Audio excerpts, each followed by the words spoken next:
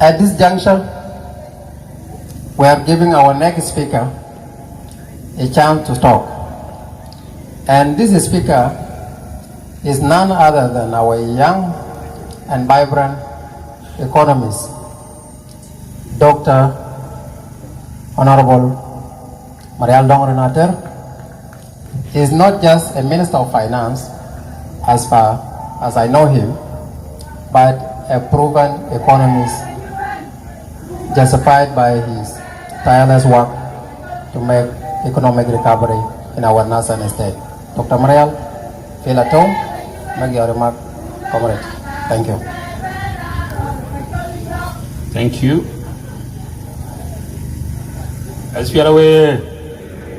SPLM, Comrade General James Muor-Ager, First Deputy Chairman and the Secretary General of the SPLM, Comrade General Daniel Awelakot, Deputy Chairman, a member of Political Bureau and a member of Parliament, Comrade General Kwalmanyang Juk, Senior Presidential Advisor, Deputy Chairman of the SPLM, and a member of the Political Bureau. All the senior leaders of the SPLM at all levels, colleagues, the national ministers, the members of Parliament, all the youth, women, and the SPLM members, good afternoon.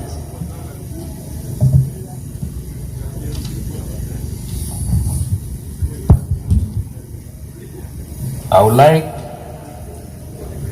to first and foremost appreciate the organizers for according me the great honor and privilege of addressing this commemoration of the 42nd anniversary of the founding of our mighty liberation army and movement, the SPLM. I want to therefore note at the outset that I'm not here because of my executive functions, despite the kind introduction by the Master of Ceremonies, but as a true child and a product of this movement. 42 years ago, in the scorching heat of May, a spark was lit in the heart of Madiangbor, a spark that became a flame that burned away the chains of oppression. Today, we gather not merely to commemorate the date on a calendar, but to honor the covenant of courage made by a generation that stood tall and proud against tyranny and said no more. I was a child when this epic struggle for liberty was launched. In those days, the Sudanese state was not merely a government.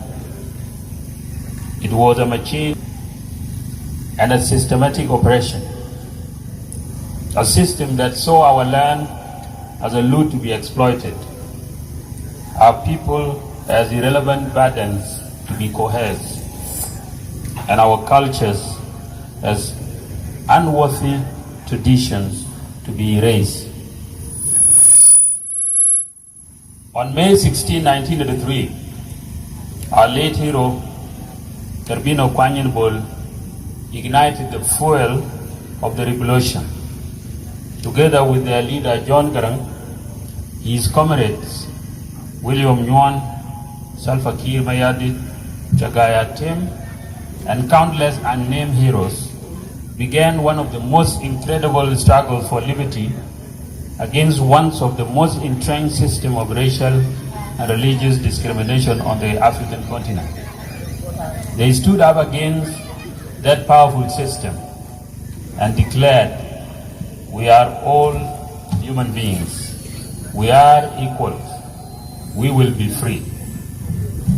These heroes were former teachers, farmers, professionals, cattle keepers, and young students, ordinary men and women who chose to become extraordinary by fighting for their liberty. They look across the fields of injustice and saw not the impossibility of victory, but the imperative of struggle. They carried no blueprints for a state, no guarantees of success, only a conviction that freedom is never given, it is taken. The path they walked was drenched in blood and sustained by selflessness and by sacrifice. For 21 years, they struggled, not just against the successive regimes in the Khartoum, but against the crushing weight of doubt from all corners of the globe. The world said that South Sudan as a state was a pipe dream, and the struggle of its people was bound to fail. Khartoum said we were a people unworthy of self-governance, and mired in tribal bigotry and ignorance. Even some of us whispered, is this worth dying for?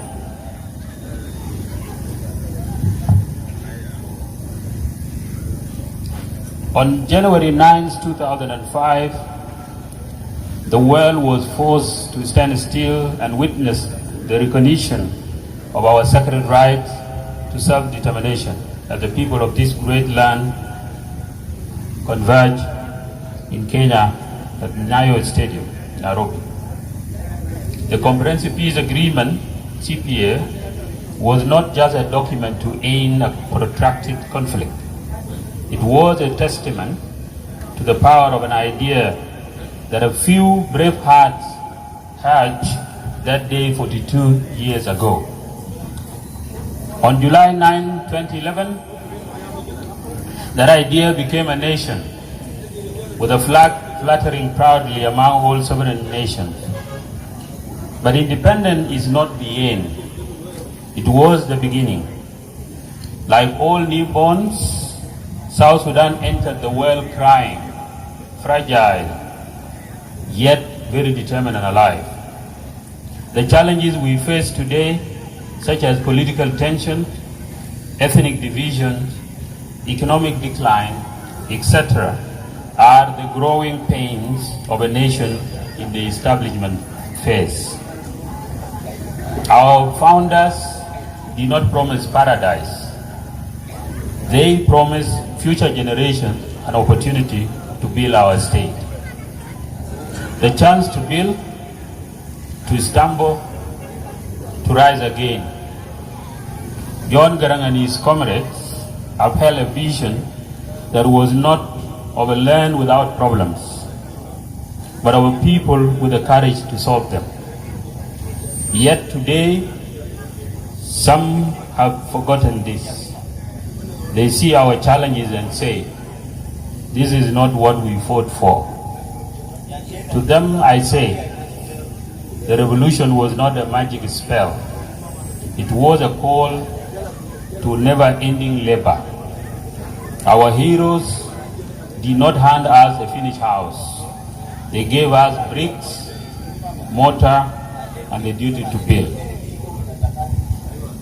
Our generation faces poverty, corruption, and the poisons of regional, tribal, and ethnic division. Which is harder, to fight an enemy you can see, or to conquer the demons from within?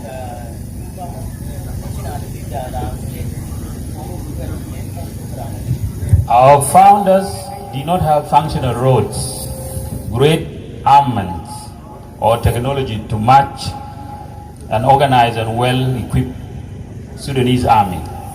But they had unity of purpose.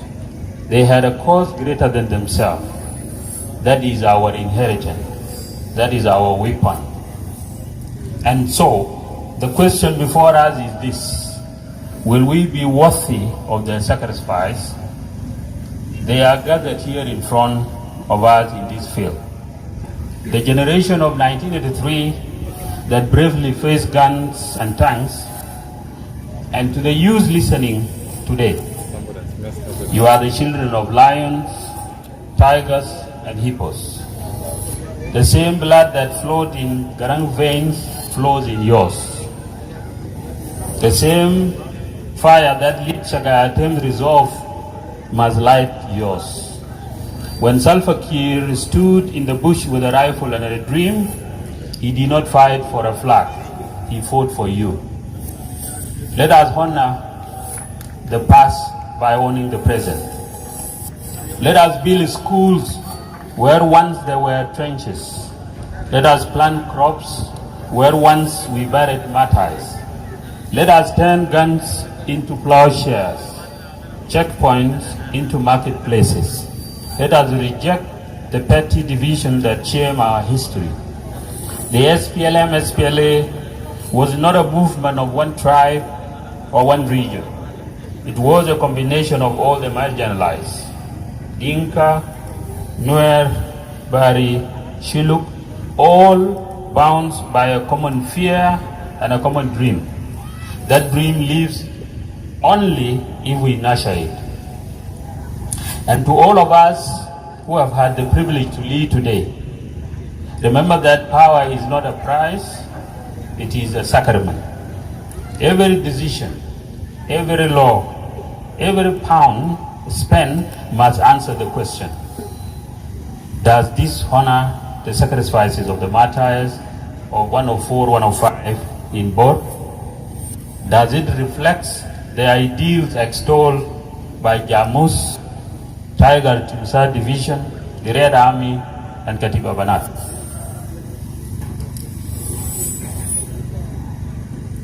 The world doubted us in 1983. It doubts us today. Let our answer be the same. We will achieve what is considered impossible. We are the SPLM reborn. We are the unbroken chain, and together we are capable of writing another great story in the form of a peaceful, fair, and prosperous South Sudan for all its citizens.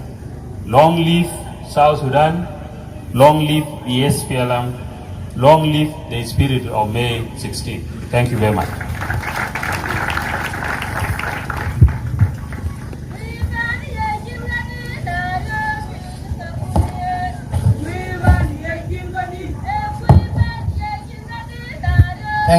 Thank you, Honorable Dr. Marial, for your wonderful remark.